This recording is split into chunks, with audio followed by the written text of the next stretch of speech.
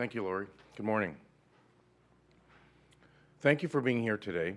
On behalf of Chief Myron Demkew, the Toronto Police Service is pleased to stand alongside Deputy Commissioner Marty Kearns and Detective Inspector Scott Wade of the Ontario Provincial Police, as well as our partners, Deputy Chief Dean Bertrim from the Durham Regional Police Service, Deputy Chief Alvaro Almeida from York Regional Police, Inspector Raf Skwarka from Halton Regional Police Service, Inspector Sean Brennan from Peel Regional Police, and Dave Correa, who is in the room today representing the Criminal Intelligence Service of Ontario. We're here to share the positive results of the Provincial Carjacking Joint Task Force, which opened from September 2023 to March 2024. This task force was brought together to combat the rising violence associated with auto crimes in our communities.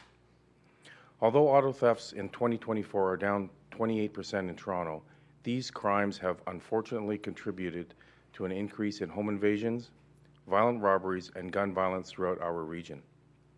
Thanks to our collective efforts and funding from the Criminal Intelligence Service of Ontario, the Provincial Carjacking Joint Task Force achieved some remarkable results.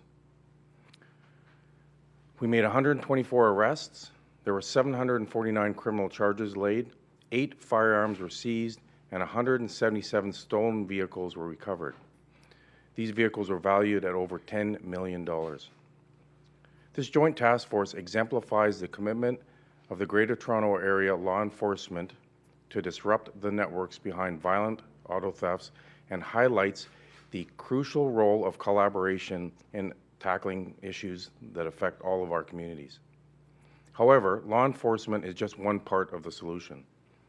It's really concerning that 44% of those arrested were out on bail at the time of their arrest, and 61% were subsequently released on bail yet again. Auto theft remains one of the top revenue generators for organized crime, and this challenge requires a collective effort. We will continue to collaborate with our partners in government, auto manufacturing, insurance, and beyond to address this problem. The strong partnerships we've established through this task force will continue to yield positive results in our fight against organized crime, which OPP Deputy Commissioner Marty Kearns and OPP Detective Inspector Scott Wade will address shortly. Although this joint task force has concluded, our commitment remains unwavering. The Toronto Police Service has established a Toronto Carjacking Task Force to address these crimes locally, and we will continue to work with our law enforcement partners right across the Greater Toronto Area. I want to extend my thanks to the members of the Toronto Police Service, our policing partners, especially our co-lead, the OPP, and Criminal Intelligence Service of Ontario for their unwavering dedication to this project. Thank you, and I'll invite Deputy Commissioner Kearns to say a few words.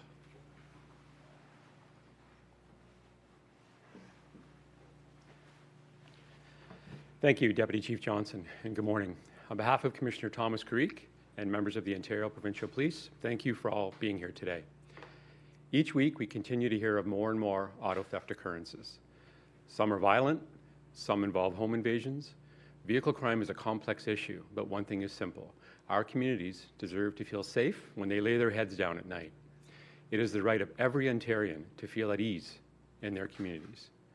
The Provincial Carjacking Task Force statistics presented by Deputy Chief Johnson show the prevalence of this crime, especially through the Greater Toronto Area. While the Provincial Carjacking Task Force transitioned in April of this year, our work here is not done. The OPP and our partners continue to follow intelligence generated from the outstanding work of the Provincial Carjacking Task Force. In March of this year, the task force identified a criminal network responsible for numerous crimes ranging from armed home invasions, store robberies, break-and-enters, vehicle thefts, and violent carjackings. With this information, the OPP-led Provincial Auto Theft and Towing Team initiated Project Titanium to investigate this criminal network. Project Titanium concluded last week with the Provincial Auto Theft and Towing Team successfully dismantling this criminal network through the execution of numerous search warrants and the arrests of those involved. OPP Detective Inspector Scott Wade will provide further information on the success of this investigation in a moment. Before we hear from Detective Inspector Wade, I want to emphasize that police services across the country are working closely to identify those responsible for vehicle crimes and to hold them accountable.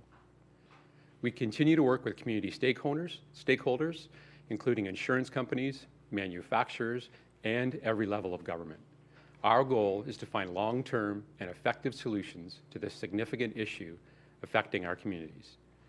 I want to thank the Toronto Police Service for hosting this event today. Thank you for co-leading the Provincial Carjacking Task Force. And thank you to all our partners that are here today and who have dedicated their members to the Provincial Carjacking Task Force, as well as the Provincial Auto Theft and Towing Team. It is a collective effort to tackle this issue. We will continue to pursue those responsible for auto theft, and I know I speak for all of our partners here today when I say we are stronger together. I now welcome Detective Inspector Scott Wade to provide specific information on Project Titanium. Thank you.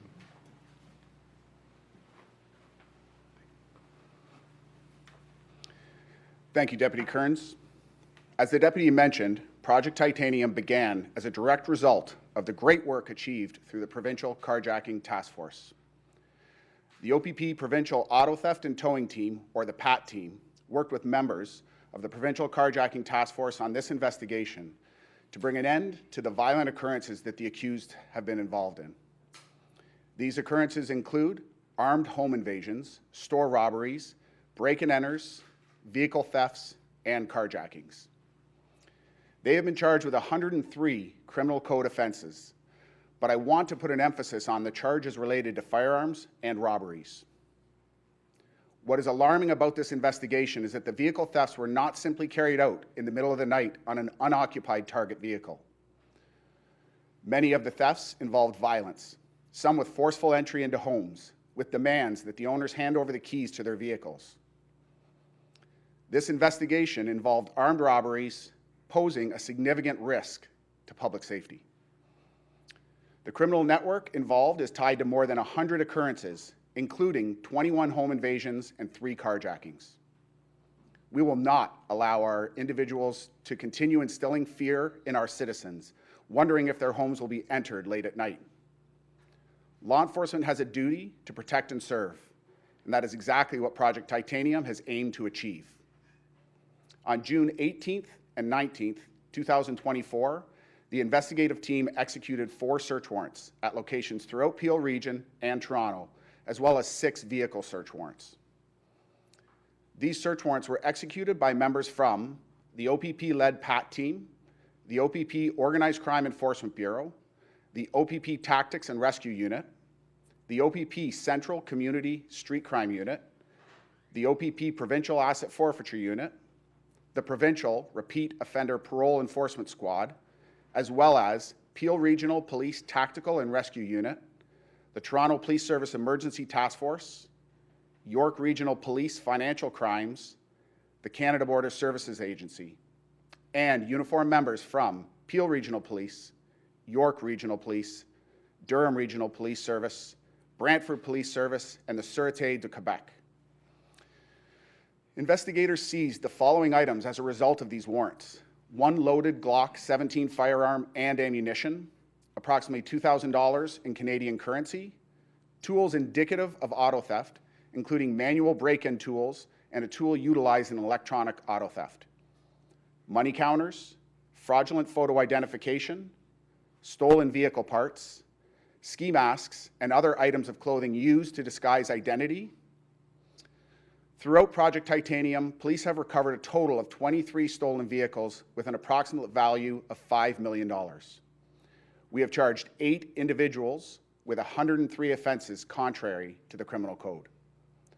Please refer to the media release distributed this morning through the OPP News portal, which contains a link to the addendum of charged persons, a graphic, and photos. I stand here today with the goal of reassuring the public that police agencies across the province are banding together to fight this criminality. You rely on your vehicles every day. Your home is meant to be a place of safety. Members of the public can learn how to protect themselves from vehicle crimes by visiting opp.ca/autotheft. Police will continue to work together to pursue criminals who threaten the peace of mind of those we endeavor to protect. I would like to thank our partners, on this investigation and every member who assisted with bringing these results to you today. The PAT team is grateful for investigative support from the Niagara Regional Police Service, London Police Service, and Halton Regional Police Service. Thank you for the countless hours you have dedicated to Project Titanium. As Deputy Kearns stated, our work here is not done. The PAT team and our partners will continue to pursue any criminal network responsible for orchestrating vehicle thefts and their related crimes. Thank you.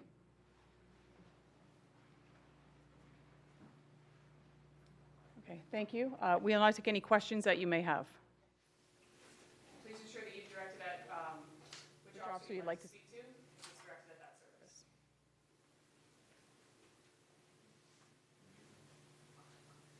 No questions. No questions. Hi there. Sorry. Lauren O'Neill, Global News. I believe it was either Deputy Chief Robert Thompson or the P Commissioner who asked, mentioned that 44% of the people who were arrested as part of either Project Titanium or just the entire task force in general were out on bail at the time. Can you speak more to that? And you said that many of them were arrested a short time later. Yeah, those stats are for the Provincial Carjacking Task Force specifically. And just to reiterate again, 44% of those arrested were out on bail at the time of their arrest. And of those 44%, 61%, so more than half of that, were subsequently released on bail again. I'll give you another interesting stat that we have that might speak to this. 36 out of the 124 individuals arrested, that's 30%, they were young offenders. 47% were reoffenders, so those young offenders who were arrested for car thefts were already before the courts on previous charges. 26 out of the 36 young offenders, that's 72%, were released on bail again, right? And only 28% of those remained in custody. So the stats are rather staggering. Can you speak to why many of them are young offenders and what, if anything, is being done to address that? So it's a complicated issue. There's a number of reasons why, but largely it's because of the low risk, high payoff. There's a lot of money to be made. The lack of potential consequences might be a driving factor as well. And frankly, our court system, rightly so, gives people second chance and sometimes third and fourth chances, right? And it's a lucrative business fueled by organized crime, and there's a lot of money to be made relatively quickly. There's some recruitment involved in targeting young people who might just want money. Definitely, yes. Can you talk about the criminal organization that you're speaking about? Are we talking about one criminalized organization for all of this, or for both of these investigations, and how many people are we talking about, and where are they living? What does the network look like? So it's definitely more than one. It's not one that's responsible for this. There's a number of groups that we believe are responsible for this, and there's work being done right now to dismantle those, and it goes right across not only this province, but nationally as well. We're working with law enforcement in Quebec, so that it's multi-layered.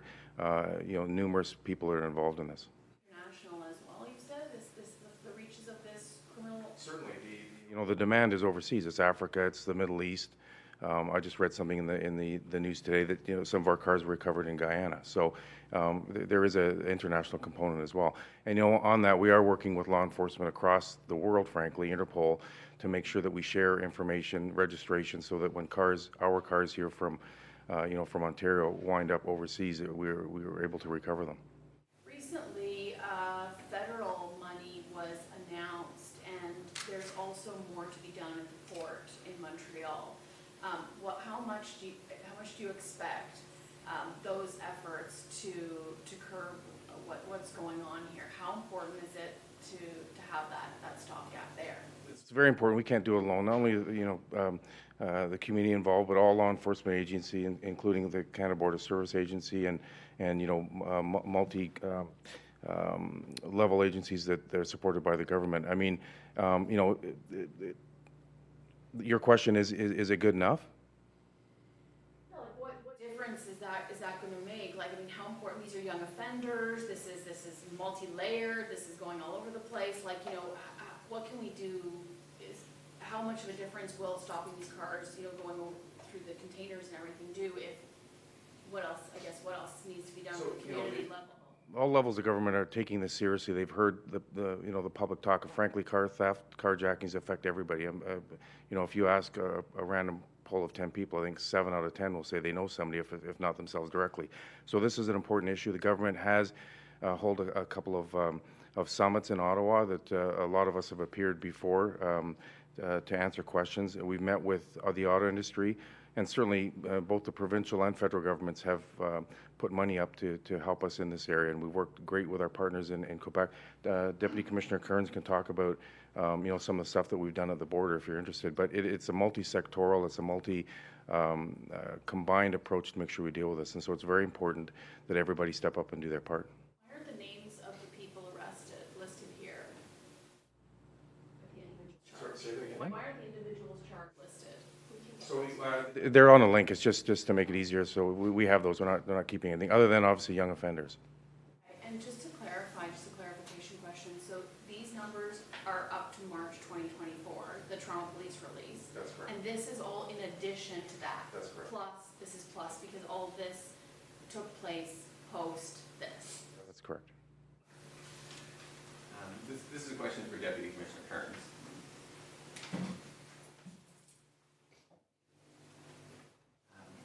We're told the OPP has started a probe into your decision not to prosecute or to investigate for a misconduct probe Bailey Nichols.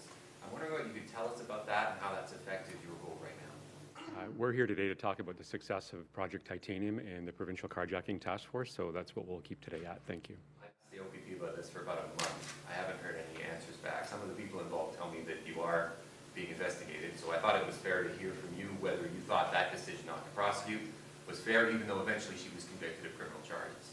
Again, thank you. We're here to talk about the success of Project Titanium and the Carjacking Task Force. Anyone else have any questions?